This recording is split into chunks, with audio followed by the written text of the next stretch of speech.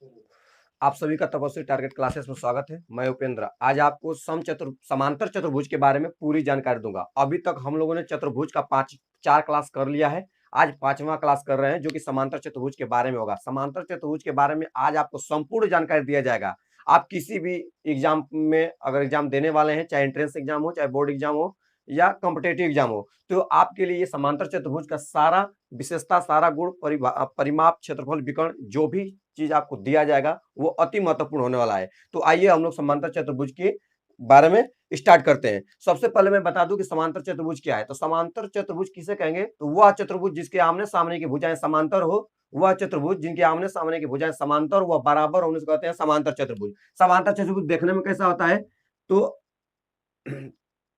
चार भुजाओं वाली ऐसी आकृति जिनके आमने सामने की भुजाएं बराबर हो। यदि मैं कहूं कि यहाँ पे ए बी सी डी, अगर ये समांतर चतुर्भुज है, ए बी सी डी अगर समांतर चतुर्भुज है, तो समांतर चतुर्भुज में क्या क्या गुण पाए जाते हैं, क्या क्या विशेषताएं होते हैं, उसे एक एक करके हम लोग समझेंगे। सबसे पहले हम लोग समझेंगे कि यदि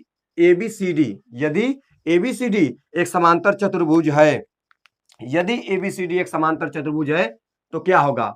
यदि यदि चतुर्भुज, ये चतुर्भुज का सिंबल है, यदि चतुर्भुज एबीसीडी एक समांतर चतुर्भुज है।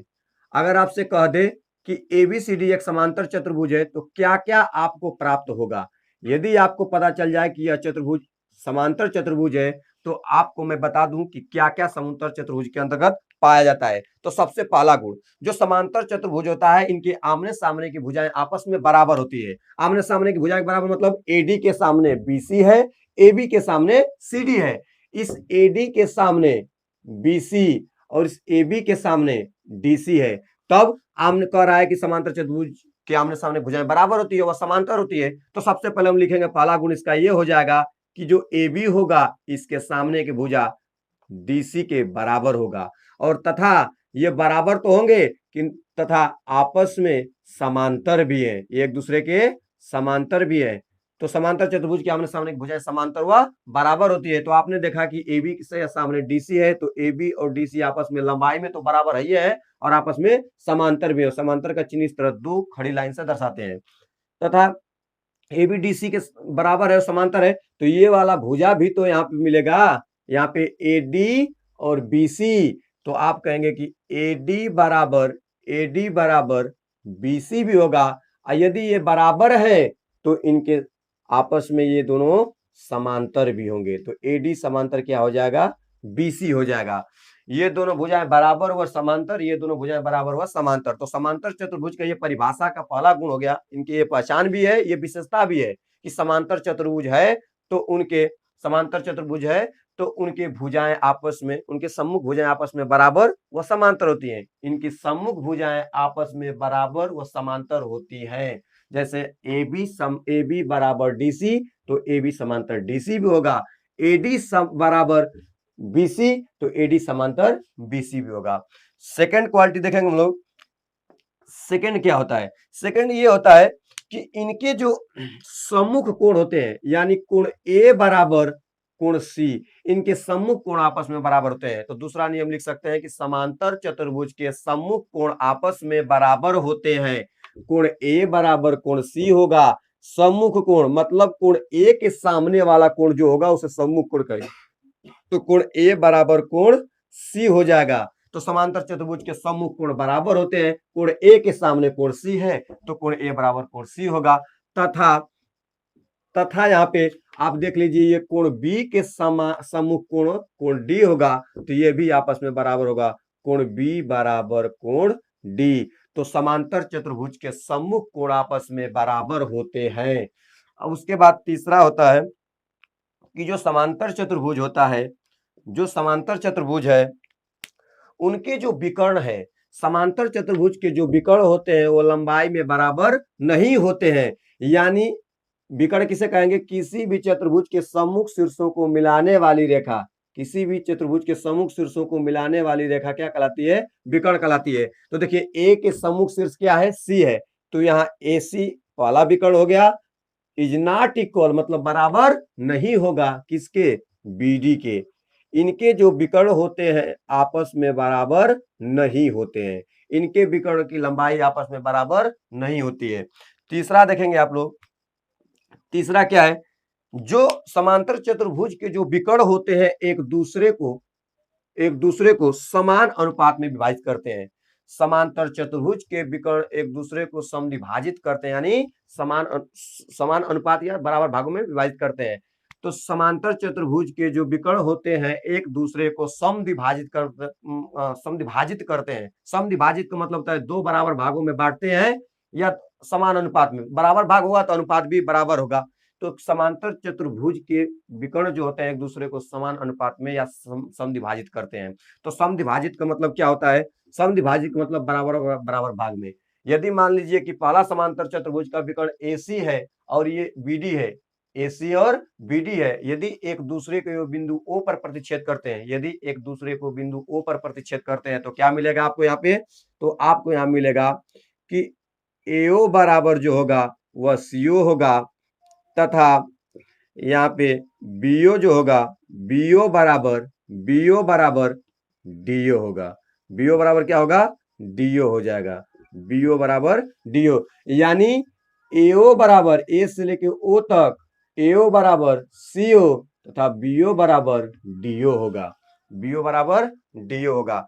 तो इस प्रकार जो इसके विकर्ण होते हैं एक दूसरे को क्या करते हैं, समविभाजित करते हैं, एक दूसरे को क्या करते हैं भैया, समविभाजित करते हैं। अब हम लोग अगला देखेंगे कि समांतर चतुर्भुज के जो विकर्ण होते हैं, समांतर चतुर्भुज के जो विकर्ण होते हैं वह उसे दो समान त्रिभुजों के क्षेत्रफल में, समान त्रिभुज वाले क्षेत्रफल में विभाजित करते हैं। कैसे, क्या मतलब इसका समझिए। यदि मान लीजिए कि आपके पास ये कोई समांतर चतुर्भुज है, ये समांतर कोई चतुर्भुज है, अगर मैं इसके एक विकर्ण को मिला दूं, यहाँ पे एक विकर्ण को मिला दूं, तो अगर यहाँ A है, यहाँ B है, यहाँ C है, यहाँ D है, तो कहने का मतलब यह है कि जो ABC का क्षेत्रफल होगा वही ADC का क्षेत्रफल होगा। ABC का जो क्षेत्रफल मतलब हाई वाला जो क्षेत्र वाला हो वही क्षेत्रफल AB होगा, ये दोनों आपस में क्या होगा, बराबर होगा। तब आप क्या कहेंगे, तो दूसरा पॉइंट कहता है कि समांतर चतुर्भुज के विकर्ण उसे दो समान त्रिभुज वाले क्षेत्रफल में विभाजित करता है। लिख सकते हैं आप इसे, समांतर चतुर्भुज का विकर्ण उसे दो समान क्षेत्रफल वाले त्रिभुजों में विभाजित करता है। यदि समांतर चतुर्भुज ABCD का विकर्ण AC है, तो यहाँ पे एरिया मतलब क्षेत्रफल, एरिया ऑफ ट्रायंगल ABC, इसका मतलब क्या है, एरिया ऑफ ट्रायंगल का मतलब एरिया माने क्षेत्रफल, आप माने का त्रिभुज ABC का जो क्षेत्रफल होगा वह बराबर होगा एरिया ऑफ ट्रायंगल ADC के। तो इन दोनों का क्षेत्रफल आपस में क्या होगा, बराबर होगा। इसका मतलब यहाँ पे कि तब आप एक नियम और यहां से समझ सकते हैं, तब एक नियम समझ सकते हैं। इसका मतलब कि यहाँ पे हो जाएगा कि समांतर चतुर्भुज का यदि क्षेत्रफल निकालना हो, समांतर चतुर्भुज का अगर क्षेत्रफल ज्ञात करना हो, समांतर चतुर्भुज का क्षेत्रफल, अगर समांतर चतुर्भुज का क्षेत्रफल निकालना हो तो आप ये कह सकते हैं कि दो गुणे त्रिभुजों का क्षेत्रफल, दुगुणे त्रिभुज का क्षेत्रफल।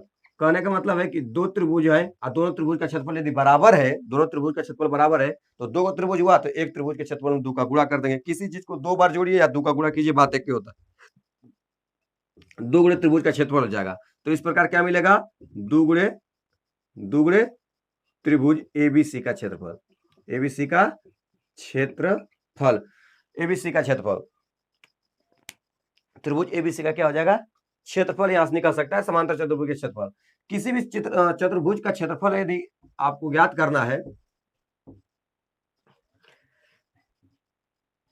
तो उसकी आधार और ऊंचाई का गुणनफल के बराबर होता है। समांतर चतुर्भुज का यदि क्षेत्रफल हमको लिखना है, समांतर चतुर्भुज का क्षेत्रफल, तो यहां पे आपको क्या मिलेगा, क्षेत्रफल का सूत्र देखिए, यहां पे ये एक आपके पास समांतर चतुर्भुज है, यहां से यहां तक ये मान लीजिए समांतर चतुर्भुज है, और मैंने क्या कहा कि ये A मान लिया, ये B, ये C और ये D, ये B है, यदि मैं इस ए बी की लंबाई को स्मॉल ए स्मॉल बी मान लूं और मैं इसके विकर्ण ए सी को स्मॉल सी मान लूं,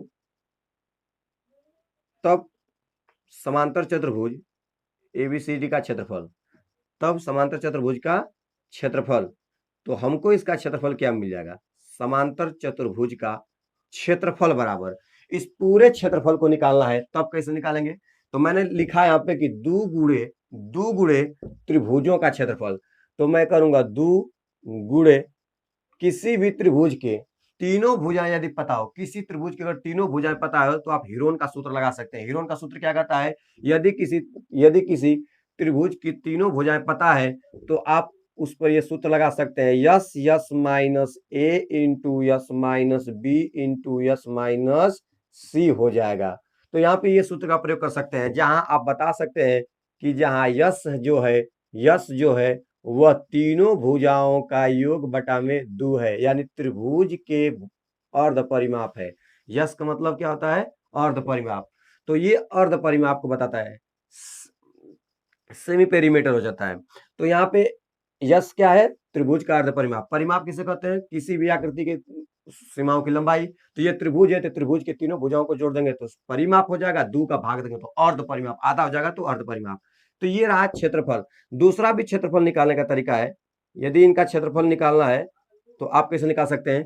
यदि मैं कह दूं कि समांतर चतुर्भुज का बिंदु डी से, यहाँ पे बिंदु डी से लंब डाल दूं AB पर, तो आप जानते हैं इसकी लंबाई ए माने है और ये ऊंचाई h है। तो इसका क्षेत्रफल का एक और सूत्र होता है, आधार गुणे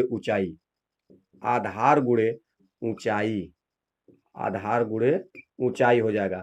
यदि इसका आधार यानी जिस पे लंब है ए है और ऊंचाई h है तो इसका क्षेत्रफल हो जाएगा a गुणे h। इसका क्षेत्रफल का सूत्र क्या हो जाएगा, a गुणे h हो जाएगा। तो इस प्रकार आप समांतर चतुर्भुज का क्षेत्रफल निकाल सकते हैं। अब हम लोग देखेंगे